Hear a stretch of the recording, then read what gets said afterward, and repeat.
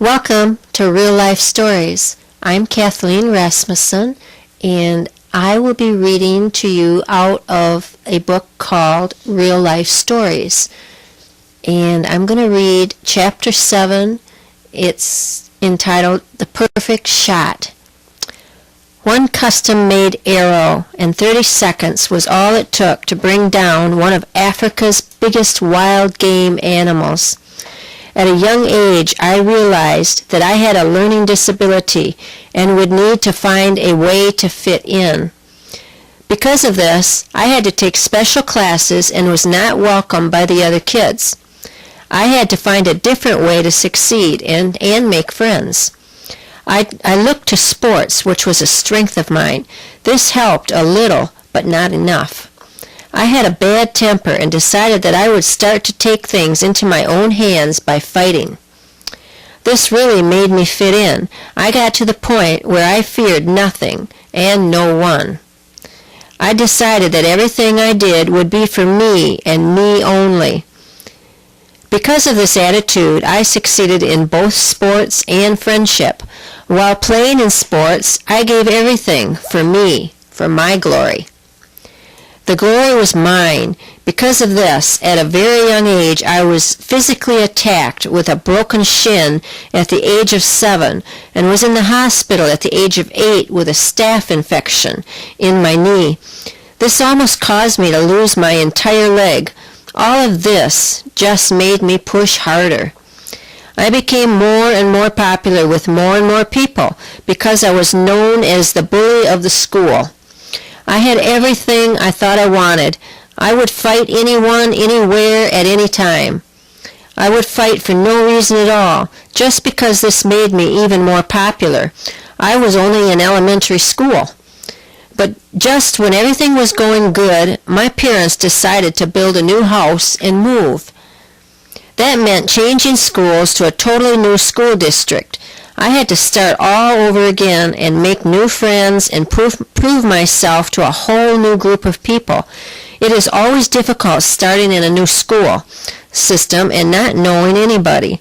I remembered back to how I gained popularity at my old school and thought to myself, it worked once, it will work again.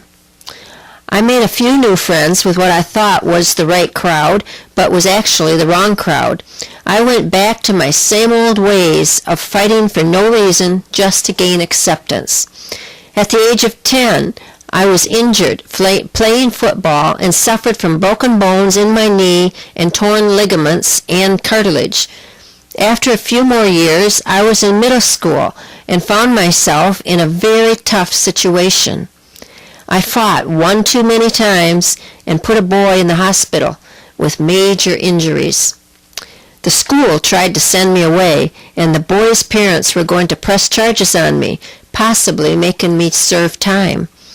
But for some reason, I got through this with no action being taken. This started to open my eyes. Going through high school, my temper and fighting calmed down. I now had the friends and no longer had to prove myself through fighting. Because I was still struggling with my grades, I now felt I had to prove myself in sports. Knowing I had to give my best, I gave it my all during baseball and football seasons. Once again, I was attacked physically. During the course of 2 years, I suffered from 2 blown-out knees. I knew my sports career was over and wasn't sure what I was going to do. I had grown up in the church and had to go every Sunday and Wednesday. I knew about God more than most people do, but I didn't accept it. Finally, I had nowhere else to go. I decided that I would give my life to the Lord and change my ways. However, after a short period of time, I found out that this was a very unpopular move for me to make. After realizing this, I went back to my old ways. I started experimenting with alcohol, drugs, and sex to make me feel better. Now that my sports career was pretty much shot, I had to find a new way to spend my time, and this was how I spent it. After graduating high school, I picked up a new hobby that one of my friends introduced me to. It was the sport of hunting. This is both a physically and mentally challenging sport that now everybody can succeed at. After the first time I hunted, I fell in love with it. Just like everything else I had done up to this point, I was doing it for my glory and no one else's. This consumed my life. Come October 1st of every year, most people knew where to find me. And for those who don't know, I was out in the woods.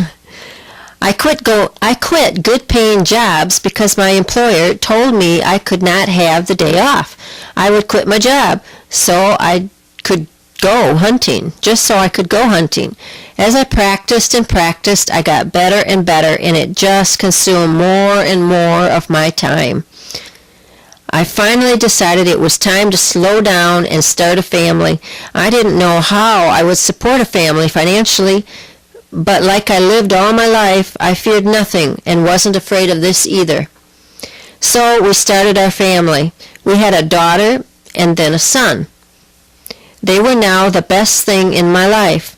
But what was I going to do to raise these kids so that they wouldn't do the stupid things their father had done? Before my daughter was born, my wife turned her life over to God. Once my daughter was born, I decided that I should go attend church with her, just so that we could say we were raising our daughter in church. I did not want to give my life to God. I tried many different ways to get away from it. I started a business and put more and more time into the business and making money. My hunting career was taking off in places I never expected it to. I was taking all the glory, but I always felt something was pulling me. I felt like something was missing. One day, I finally realized that my whole life I wasn't living fearlessly.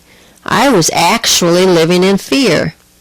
I was afraid of what people would think of me if I lived for God.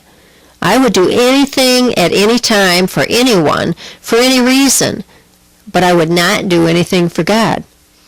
At the age of only 27 years old, I have done things and been places that many people can only dream of. I have hunted with the best of the best in countries that most hunters would never have the opportunity to go. I was given the opportunity to hunt in South Africa for one of the world's largest animals, the giraffe. This was not an easy task as I was using my bow, and most hunters use a high-powered rifle. I had to custom build an arrow that would bring the animal down. After 2 days of searching and waiting for the best opportunity, I was able to take a shot. It was a perfect shot, and it was over in 30 seconds. One single guided arrow brought the beast to its fate. I know that I did not do this on my own and that God guided my arrow. And you can view an entire article on this hunt at www.onesourcedistribution.com if you want to read about that. The difference between my life and the lives of many of the people I hunt with is that I now give all the glory and success to God. The only reason God has taken my hunting and my life to where it is so that I can reach people that the average person can't. All of my success is because of God and my obedience to Him to step out in faith. There is a song called Voice of Truth by Casting Crowns. This song came out around the same time I gave my life to the Lord, and the song tells my story perfectly. The voice of truth tells me a different story. The voice of truth says, "Do not be afraid." And the voice of truth says, "This is for my glory." That's being God. Out of all the voices calling out to me, I will choose to listen and believe the voice of truth.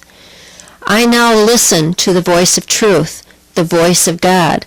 In everything I do, I give Him the glory for everything I do, and everything I have belongs to Him.